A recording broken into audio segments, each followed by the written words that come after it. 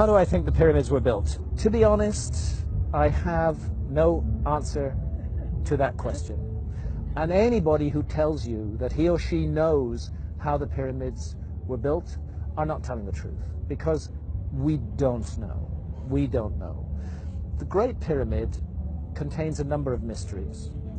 The Great Pyramid, first of all, is very big. The Great Pyramid weighs 6 million tons. We can calculate that from its mass. It weighs 6 million tons.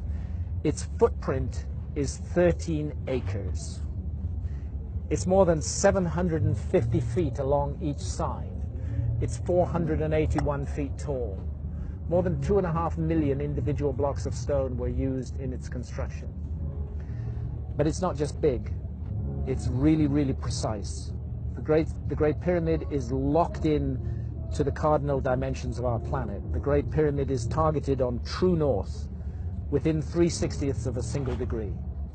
Now, no modern builder would create a large building and add onto his or her shoulders the additional burden of aligning it to true north within a fraction of a single degree. They just wouldn't get it. They wouldn't understand why it was important to do that. But something drove the builders of the Great Pyramid to go to a very great additional trouble, not only to create this massive, imposing monument, but also to lock it on to true north. And then other things, to incorporate into its dimensions the dimensions of our planet.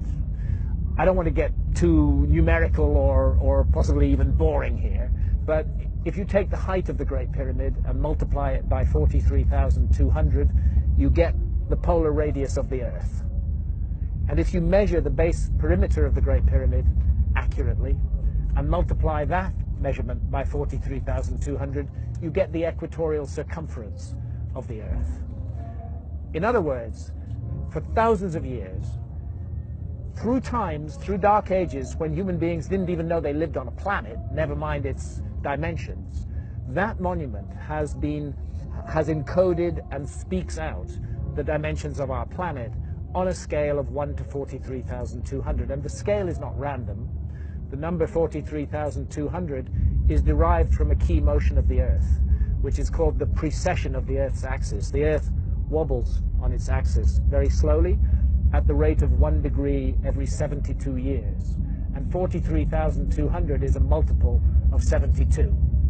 In fact, I think it's 600 times 72, but I need to double check that. But it's a multiple of 72. Check it out. So they've given us the dimensions of our planet on a scale defined by the planet itself. And that's an incredibly clever thing to do. How on earth did they do it? Where did that knowledge come from? This is why I'm forced to consider the possibility of a lost civilization in the human story. This is a work of almost, but not quite, space-age precision. It contains errors, but they are human errors for sure, but they're very tiny. The great precision, great skill, great craft. Some people will say to you, oh, the Great Pyramid was built by slaves. That is utter bullshit. No slaves were ever involved in the construction of the Great Pyramid. As far as I know, there were no slaves in Old Kingdom Egypt whatsoever. The Great Pyramid, I've climbed it 5 times. I've been in every known chamber in the Great Pyramid. It is a work of stunning artistic achievement. You're looking at the work of masters of architecture at the peak of their skill. Not an unwilling labor force, but people who gave their labor to that work with love and with care and with attention. There are blocks of stone weighing 70 tons that have been raised more than 300 feet above the ground. And we're not talking a couple of blocks, we're talking dozens of blocks of that weight. The average block weighs about 2.5 tons. It's the moving of those huge blocks of stone, their arrangement into a high precision monument, and the achievement of actually doing it, because you know, if you make a small mistake at the base, by the time you get to the summit of your 481-foot high pyramid, you don't have a pyramid, you have a corkscrew. You know? They got it all right, and nobody today can explain how they did it, with the knowledge that is supposed to have been available in ancient Egypt in the Old Kingdom, and with the tools that are supposed to have been available. And that's why I can't help feeling that we are missing some chapter from the human story.